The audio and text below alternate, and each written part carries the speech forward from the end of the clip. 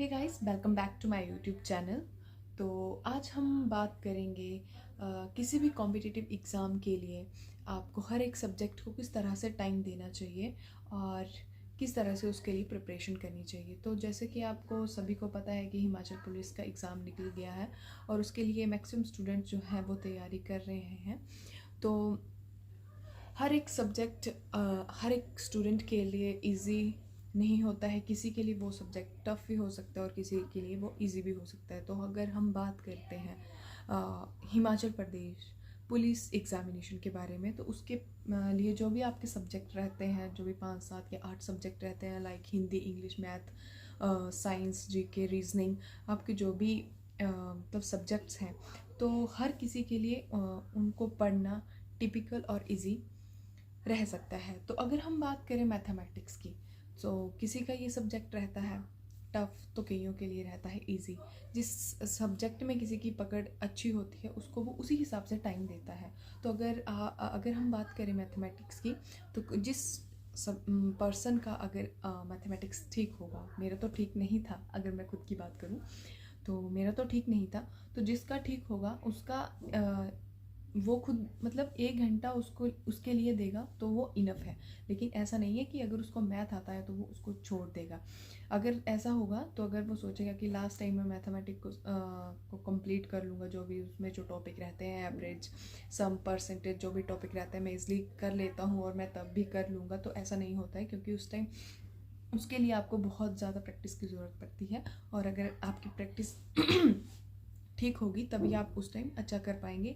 1 महीने की प्रैक्टिस से आपका कुछ नहीं होगा, क्योंकि अच्छे लेवल का एग्ज़ाम है और अच्छे लेवल का पेपर आने वाला है, तो उसके लिए आपके प्रिपरेशन अच्छी सी होनी चाहिए। तो अगर हम बात करें मैथमेटिक्स की, तो बात हो जाती है कि अगर किसी का अच्छा है तो उसके लिए 1 घंटा काफ़ी है। और रही बात जो मीडियोकर हैं, जिनका मैथ कम है, मतलब उनको उनको मैथ से डर लगता है या उनको टफ़ लगता है या काफ़ी मैथ में पकड़ नहीं है, तो उनको उनको भी ऐसा है कि मैथ छोड़ना नहीं है, उसको भी धीरे धीरे आपको करना है। जैसे आप एक टॉपिक ले लीजिए, उसको चाहे आप 1 वीक लगाइए पर उसको कंप्लीट करिए। ऐसा नहीं है कि आप कर लेते हैं 2-3 क्वेश्चन किए एक भी टॉपिक के, जैसे एवरेज के आप 4-5 क्वेश्चन करते हैं, फिर उनको 2-4 और कर लेते हैं, एंड देन आप आगे मूव ऑन कर जाते हैं नेक्स्ट टॉपिक में। तो मेरे को नहीं लगता वो आपका टॉपिक क्लियर हो पाएगा जब तक आप एक टॉपिक को लेकर, जैसे आपका एक एवरेज है, उसको लेके एक आप 100 क्वेश्चन जब तक कंप्लीट नहीं करते हैं, 100+ क्वेश्चन कंप्लीट नहीं करते हैं, आपका एक टॉपिक अच्छी तरह से कंप्लीट नहीं होगा। फिर अगर कंप्लीट हो जाता है, जैसे 1 हफ्ते का टाइम ले लीजिए, ताकि या 2 हफ्ते का, क्योंकि टाइम आपके पास काफ़ी है। अभी पेपर फुल कुछ नहीं हो रहा है, कुछ भी नहीं है अभी तक, तो आपके पास काफ़ी टाइम है। आप आराम से एक टॉपिक को 2 हफ्ते भी कर सकते हैं, क्योंकि इतना टाइम है। पर ऐसा नहीं है, आपको अभी से तैयारी कर देनी है, क्योंकि बाद में आपके पास इतना टाइम नहीं होगा कि आप 2 हफ्ते इसी एक टॉपिक को दें। बाद में तो ये चलेगा कि एक टॉपिक को आप 2-3 दिन में कंप्लीट कर देते हैं, अगर आपका थोड़ा मैथ कमज़ोर है। अदरवाइज़ जिसका तो ठीक है, उसके लिए एक टॉपिक के लिए 1 दिन बहुत है। तो मैथमेटिक्स के लिए ये रहता है। तो अगर हम बात करें जीके और रीजनिंग वगैरह की, उनको भी आप डेली कंप्लीट मतलब करिए। जो भी आप टॉपिक, मेरे बोलने का मतलब सिंपली ये है कि आप जो भी टॉपिक पढ़ते हैं, चाहे आपका है हिंदी, रीजनिंग, मैथ, साइंस, जो भी आप पढ़ रहे हैं, कुछ भी सब्जेक्ट है, उसको आप कंटिन्यूटी में डेली पढ़िए। ऐसा नहीं है कि आप मतलब मैथ आज आपने पढ़ लिया, कल आप हिंदी पढ़ोगे, परसों रीजनिंग पढ़ोगे, उससे अगले दिन कुछ और सब्जेक्ट पढ़ोगे, तो ऐसा बिल्कुल नहीं है, क्योंकि आप कंटिन्यूटी छोड़ देते हो किसी भी सब्जेक्ट को पढ़ने के लिए।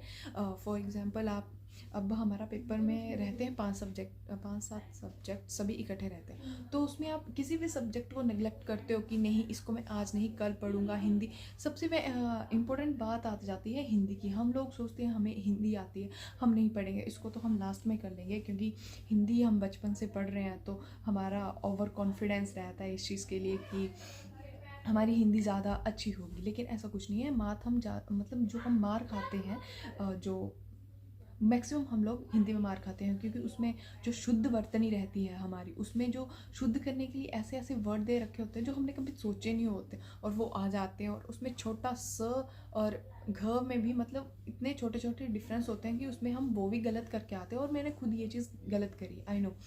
तो शुद्ध बर्तनी, आपके जो भी लोम विलोम रहते हैं, उन चीज़ों को आप अभी से पढ़िए। फिर जो वन वर्ड सब्स्टिट्यूशन रहता है आपका, हिंदी और इंग्लिश दोनों का सब्जेक्ट मतलब टॉपिक है ये।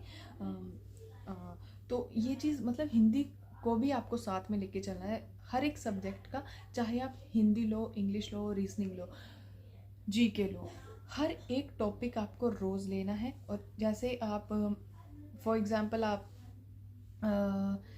आज पढ़ रहे हैं, जैसे हिंदी का जैसे कुछ भी टॉपिक ले लीजिए आप, शुद्ध बर्तनी, तो ऐसा नहीं है कि आपको अगर 500 दे रखे होंगे तो एक दिन में आपको 500 ही कंप्लीट करने हैं, ठीक है। उसमें आप 50 ले लो, पर ऐसा है कि अगले दिन 50 पढ़ने से पहले पिछले 50 रिपीट करिए, देन अगले पे मूव ऑन करिए। अगर आप ऐसा नहीं करते हैं तो आपने जो पिछले कल पढ़ा होगा वो भूल जाएगा, आप आगे चलते जाएंगे, पीछे वाला ख़त्म होता जाएगा, तो फिर वो तो वेस्टेज ऑफ टाइम रहता है आपका।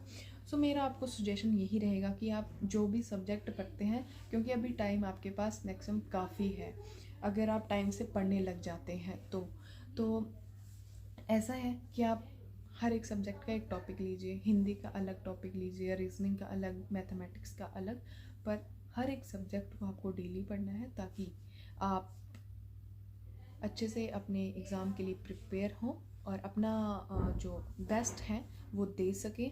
अगर आप अभी से मतलब आराम से पढ़ना स्टार्ट कर देते हैं, हर एक सब्जेक्ट को एक पर्टिकुलर टाइम देते हैं अकॉर्डिंग टू योर स्ट्रेंथ, कि आप मतलब किस तरह से आप पढ़ रहे हैं, किस सब्जेक्ट को आप किस तरह से टाइम देना चाहते हैं, वैसे पढ़ते हैं तो आपका आराम से एग्ज़ाम जो है वो क्लियर हो जाएगा। एंड आई होप कि आप बेस्ट देंगे और हर एक को आप कंपटीशन दे सकते हैं अगर आप अच्छे से पढ़ेंगे।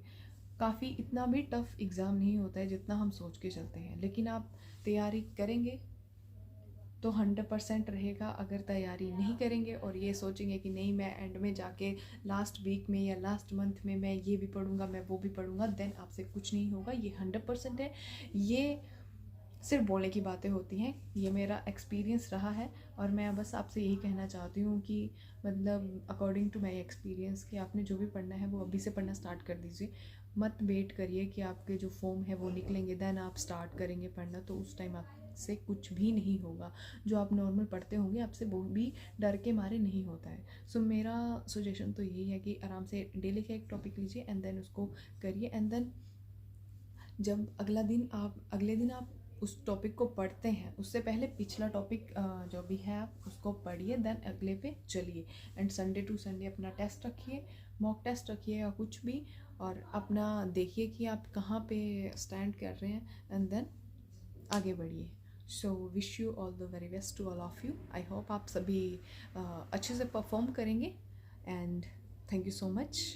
और अगर वीडियो अच्छी लगी हो तो लाइक करें मेरी वीडियो को, और अगर किसी और चीज़ से रिलेटेड अगर आपको वीडियो चाहिए तो प्लीज़ मेरे कमेंट में बताइए। Thank you so much.